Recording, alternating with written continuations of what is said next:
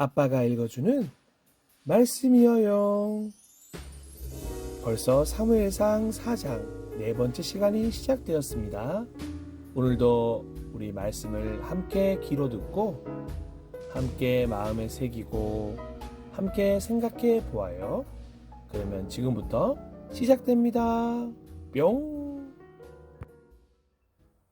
사무엘에 대한 소식이 온 이스라엘에 퍼졌습니다. 그때 이스라엘 사람들이 블레셋 사람들과 싸우러 나갔습니다. 이스라엘 사람들은 에벤에셀에 진을 쳤고 블레셋 사람들은 아벡에 진을 쳤습니다. 블레셋 사람들은 대형을 갖추어 이스라엘 사람들과 싸울 준비를 했습니다. 싸움이 시작되자 블레셋 사람들이 이스라엘 사람들을 물리쳐 이겼습니다. 블레셋 사람들은 이스라엘 군인 4,000명가량을 죽였습니다. 그러자 나머지 이스라엘 군인들이 자기들 진으로 돌아갔습니다. 이스라엘의 장로들이 말했습니다. 어찌하여 여호와께서는 오늘 우리를 블레셋 사람들에게 지게 하셨을까? 여호와의 언약궤를 실로에서 이곳으로 가져오자. 그리고 그 언약궤를 우리 가운데 있게 하자.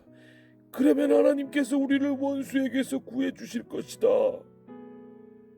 그리하여 이스라엘 백성은 실로에 사람을 보냈습니다.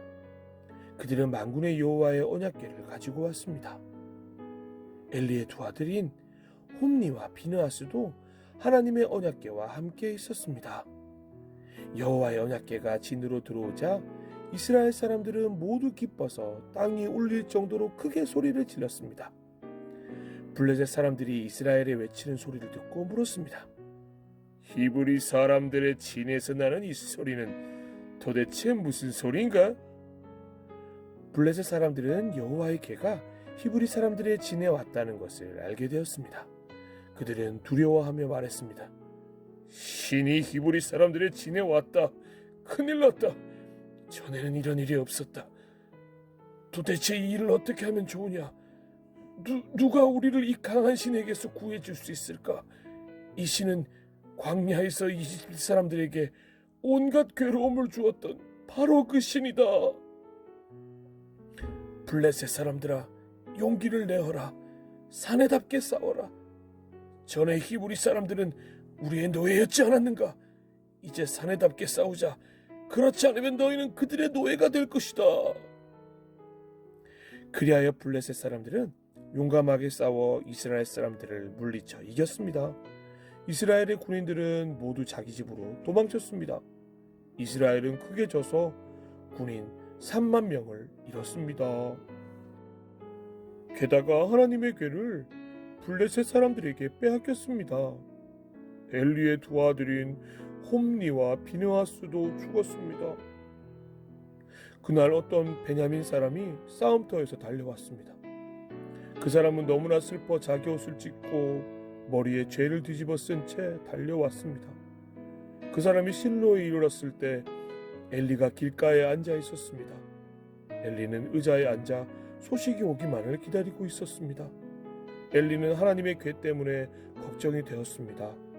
베냐민 사람이 실로에 이르러 나쁜 소식을 전하자 마을의 모든 백성들이 큰 소리로 울었습니다. 엘리는 그 우는 소리를 듣고 이게 무슨 소리냐 하고 물었습니다. 베냐민 사람이 엘리에게 달려와 사실대로 이야기했습니다. 엘리는 그때 98세였으며 앞을 보지 못했습니다. 베냐민 사람이 말했습니다. 저는 싸움터에서 왔습니다. 오늘 싸움터에서 도망쳐 나왔습니다. 엘리가 물었습니다. 여보게, 싸움은 어떻게 되었나?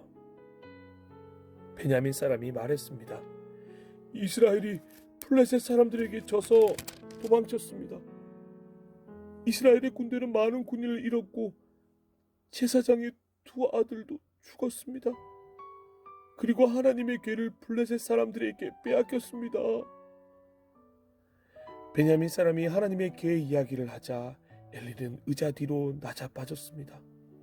엘리는 문 옆으로 넘어지면서 목이 부러지고 말았습니다. 이는 나이가 많은 데다가 뚱뚱했기 때문이었습니다. 그렇게 엘리는 죽었습니다. 그는 40년 동안 이스라엘을 다스렸습니다. 엘리의 며느리인 비나스의 아내가 임신하여 아기를 낳을 때가 다 되었습니다. 비나스의 아내가 하나님의 괴를 빼앗겼다는 것과 자기 시아버지인 엘리와 자기 남편인 비나스가 죽었다는 소식을 듣자 곧 그 여자에게 진통이 왔습니다. 그 여자는 몸을 구부리고 아이를 낳으려 했습니다. 아기 엄마는 죽어가고 있었습니다. 그때 아기 낳는 것을 도와주던 여자가 말했습니다. 걱정하지 말아요. 아들을 낳았어요. 비느하스의 아내는 정신이 없어 대답하지 못했습니다.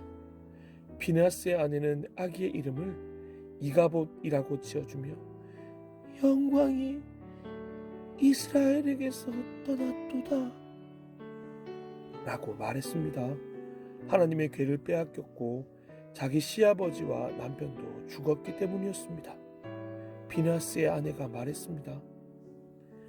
하나님의 괴를 빼앗겼으니 영광이 이스라엘에게서 떠났도다.